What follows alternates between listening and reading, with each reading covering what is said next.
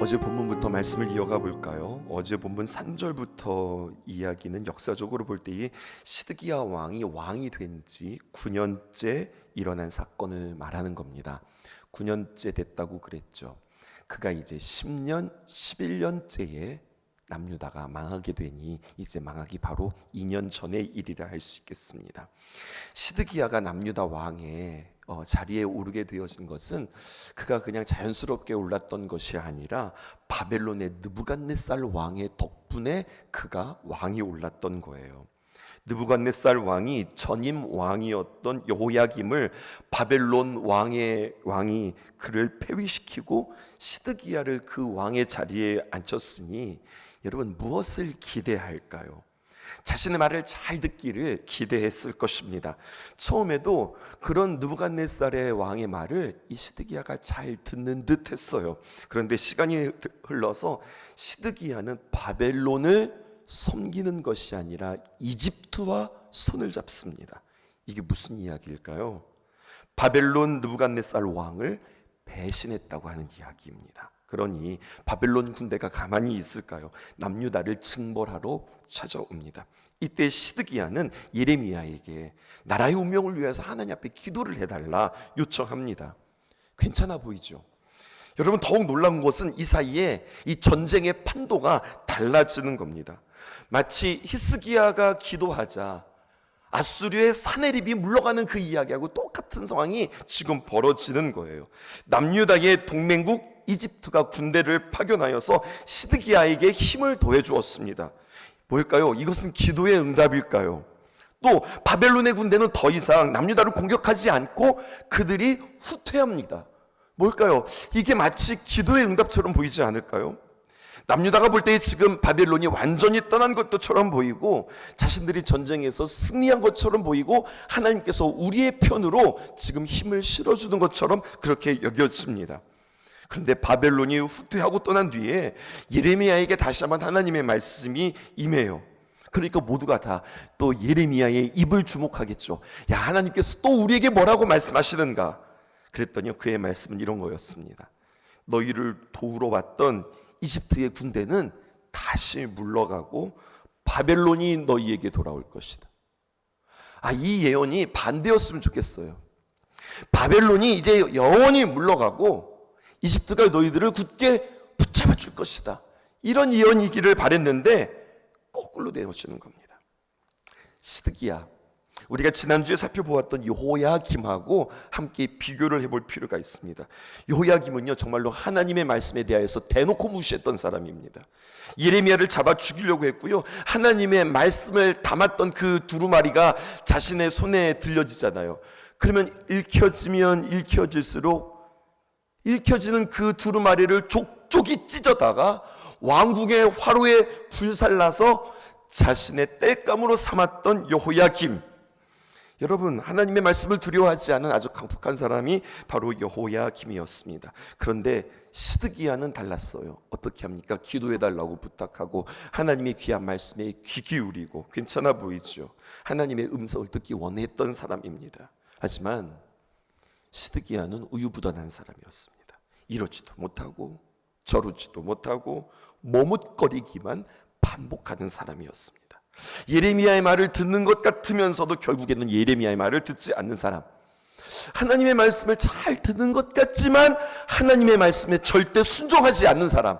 그래서 오늘 본문 전에 어제 본문 37장 2절에 보면 이러한 시드기야를 어떻게 평가하느냐, 성경은 이렇게 평가합니다. 37장 2절의 말씀에 그와 그의 신하와 그의 땅 백성이 여호와께서 선지자 예레미야에게 하신 말씀을 들려주기는 엄청 들려주었지만 그가 또한 듣기는 했지만 어떻게 합니까? 듣지 않는 사람이었다. 이렇게 이야기하는 겁니다. 그러면 뭐랑 다를 바가 없습니까? 여호야김하고 다를 바가 없는 사람입니다. 여호야김, 시드기야가 보여준 양상은 조금 달라 보이는 듯 했으나 둘은 똑같은 사람입니다. 시드기야는 우유부단함과 머뭇거림, 여러분 이것이 변명이 되지 않는 겁니다. 바벨론에게 항복하시오, 이것이 예레미야의 말씀이었고 하나님의 뜻이었습니다. 그런데 당시에 보니까 이게 대세가, 눈치가, 분위기가 그렇게 되어지면 자신이 망할 것 같은 거예요. 하나님의 말씀을 순종하려고 하는 시도조차 하지 않는 겁니다. 계속해서 하나님의 말씀을 귀 기울여야 하지만 그냥 단순히 열심히 듣는 것뿐이고 작은 몸짓이라도 반응하고 행동하고 움직이지 않는 그러한 모습을 보게 되어지는 겁니다. 오늘 본문 볼까요? 첫 번째, 누명을 쓰고 갇힌 예레미야의 이야기가 11절에서 15절에 기록되어져 있습니다. 우리 11절 한번 보겠습니다. 갈대아인의 군대가 바로를 두려워하여 예루살렘에서 떠났다, 이렇게 기록되어져 있습니다. 용어 정리를 좀 할게요. 여러분, 갈대아인의 군대는 또 어디일까요? 여기가 바로 바벨론 군대를 말하는 거예요. 바벨론 군대를 또 다른 말로 뭐라고 이해하면 갈대아인의 군대, 이렇게 이야기했습니다. 그럼 여러분, 바로의 군대는 어디를 말하는 걸까요? 맞습니다. 이집트, 애굽 군대를 말하는 겁니다. 이렇게 용어를 정리하고 말씀 볼게요. 12절입니다. 예레미야가 베냐민 땅에서 백성 가운데 분깃을 받으려고 예루살렘을 떠나 그리로 가려 하였다. 성경은 이렇게 이야기하고 있어요. 이집트의 바로의 군대가 맞서기 위하여서 바벨론의 군대가 예루살렘으로 물러간 뒤에 예레미야는 예루살렘 도성을 떠나서 지금 자신의 고향 베냐민 지파 땅으로 가고 있는데 갑자기 뜬금없어요. 지금 말씀의 맥락에 뜬금없는 이야기가 나옵니다. 당신이 지금 왜 지금 베냐민 땅에 갑니까? 했더니 이유가 있답니다. 무슨 이유인데요? 그랬더니 자신의 집안의 재산 가운데에서 자신의 목을 상속받을 게 있다는 겁니다. 그래서 재산 정리하느라고 지금 고향 간다는 겁니다. 이 시국에 지금 나라의 위기 가운데 갑자기 지금 재산 상속을 한다고 자기 몫을 챙기러 이 선지자 예레미야가 자기 고향으로 간다는 이야기가 나와 있어요. 그의 행보가 너무나도 뜬금없고 갑작스러워 보여요. 근데 여러분, 이렇게 전쟁 상황 속에서, 나라가 위급함 속에서 예레미야가 지금 굳이 지금 예루살렘을 지켜야 하는데 예루살렘을 떠나고 자신의 고향으로 돌아간다. 이것은 자신의 상속분을 챙기려고 가는 것이 아니라 자신의 욕심 때문이 아니라 여러분, 이렇게 적극적으로 자신의 몫의 땅을 분배받음으로 예레미야는 자신이 예언한 대로 언젠가는 반드시 이스라엘이 바벨론의 압제 가운데에 있지만 하나님께서 이 땅을 회복하실 것입니다 라고 하는 것을 유다 백성들에게 지금 보여주기 위한 일종의 행위 예언입니다. 선지자들이 이런 예언들을 많이 했어요.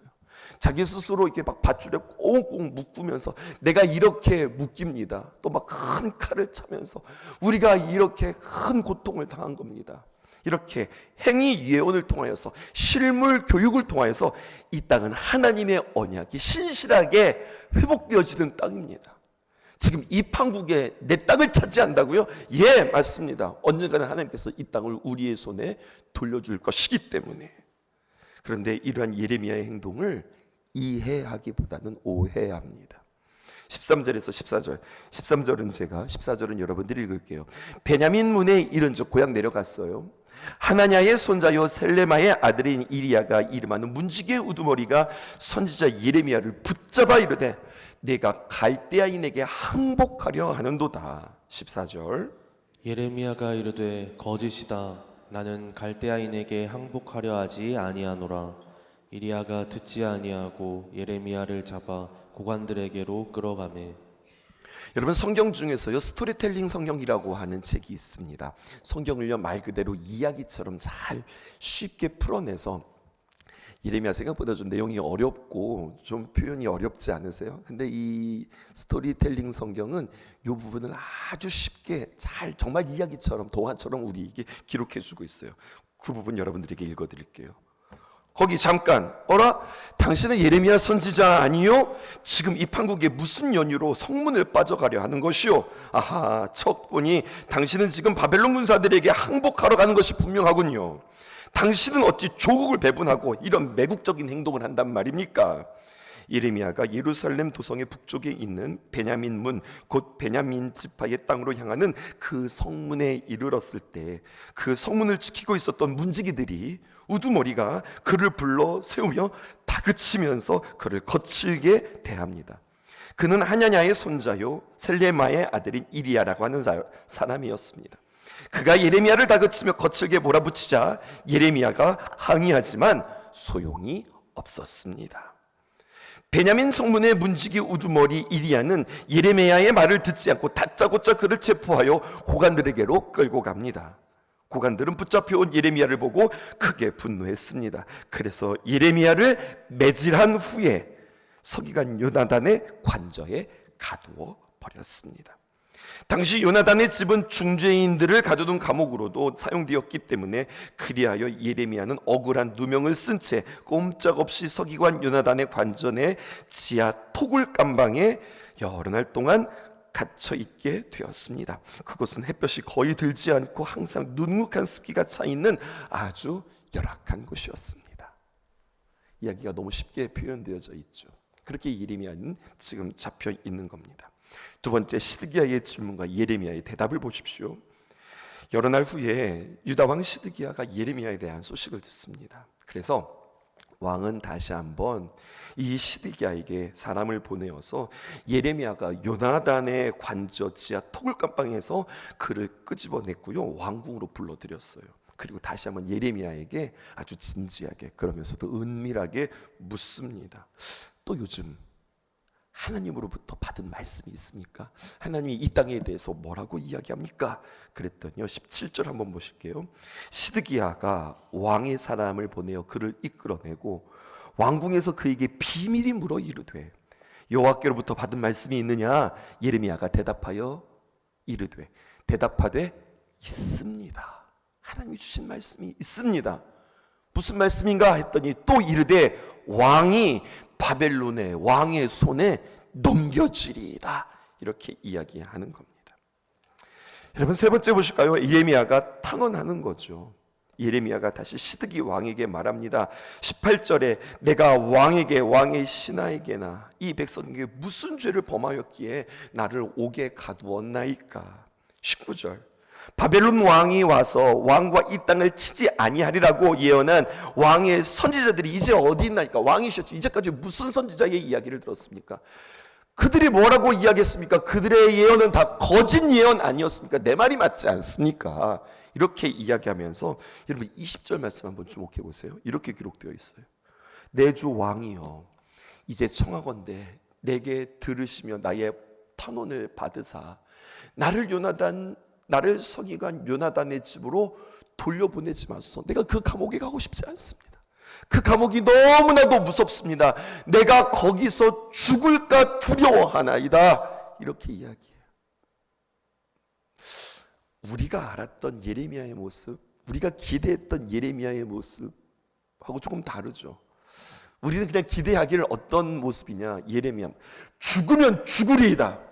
하나님이 어떤 말씀을 주시든 어떤 징조를 주시든 뭐 거침없이 이야기하고 뭐 죽으면 죽습니다. 나는 이미 하나님 앞에 바쳐진 몸, 어디를 가든지 어디서 살든지 무엇을 하든지 상관없습니다. 뭐 이렇게 이야기하면 역시 예레미야 정말 하나님의 선지자 대단하다 이렇게 되어질 것 같은데, 하나님의 말씀을 대언하기는 대언하나 여러분 크게 부탁하는 거예요. 나를 제발 그 감옥에 보내지 말아주세요.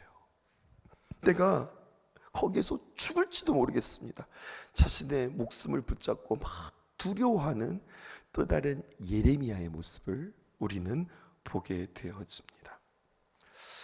이 말씀을 가만히 머물러 말씀을 묵상하면서 여러분, 성경은 우리에게 이렇게 이야기해요.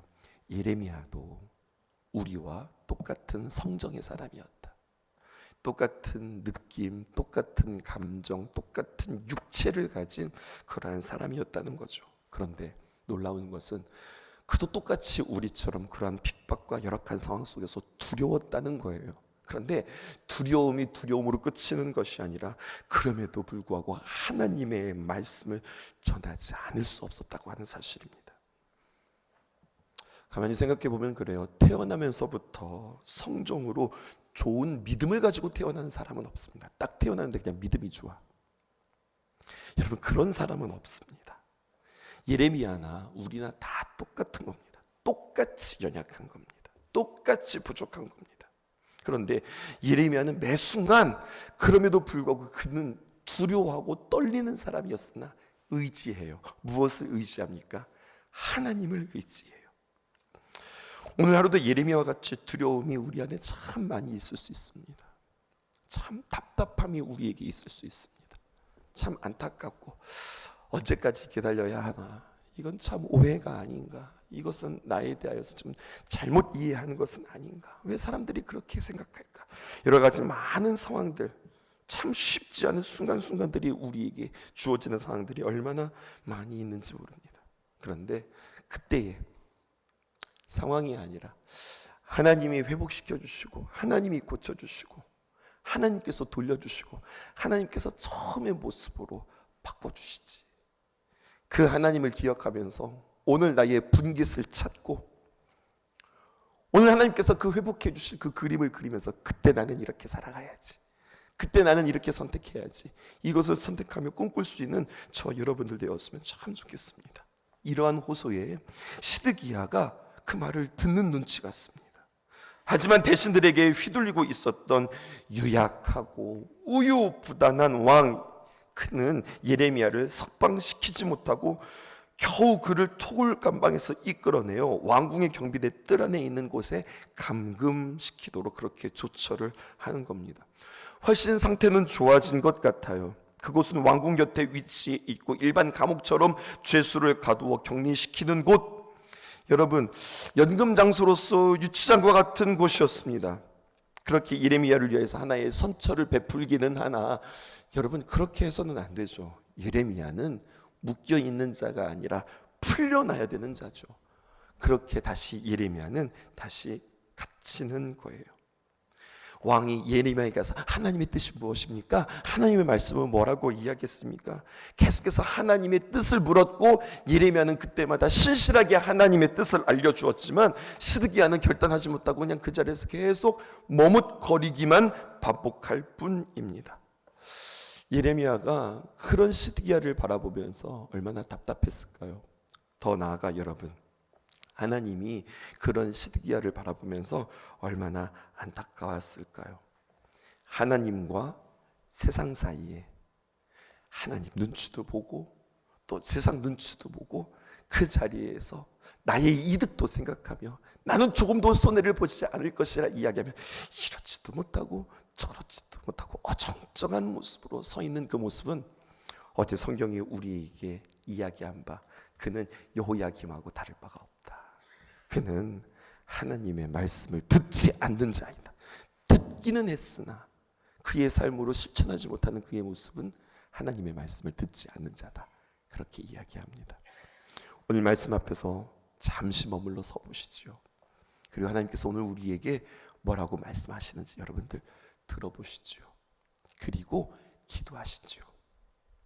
나의 삶의 작은 부분이라도 하나님, 내가 그렇게 살아가겠습니다.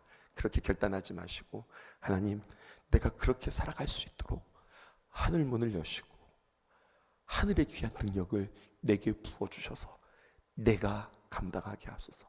내 힘으로 감당하는 것이 아니라 성령의 능력으로 감당하게 하소서. 오늘도 주님께서 나에게 어떻게 살라 하십니까? 그렇게 마치 내일이 없는 것처럼, 오늘 나에게 마지막 하루인 것처럼 그렇게 귀하고 복되고 열정적이게 살아가는, 그렇게 매 순간을 소중하게 살아가는, 한순간도 허투루 보내지 아니하는, 하나님 앞에 하나님 눈 감고 아웅놀이, 여러분들 기억나시죠? 깍꿍하는 것처럼 하나님은 잠깐 가리우고 내 뜻대로 내 마음대로 선택하고 바라보고 돌아다니는 그러한 모습이 아니라 오늘 주님과 시선 앞에 조금도 부끄러움이 없는 저와 여러분들의 모습 되어지기를 주님의 이름으로 축복하고 또 축복합니다. 기도하겠습니다. 지으신 나무 위에서 마지막 숨을 쉬신 분, 눈물도 고통도 죽음도 우리 위해 견디신 예수를 깊이 생각합니다.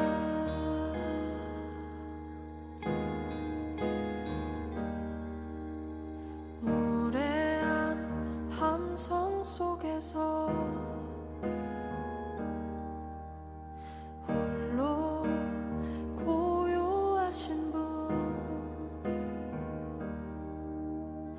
죄인오라 부르신 원수도 포기 않으시는 예수를 깊이 생각합니다.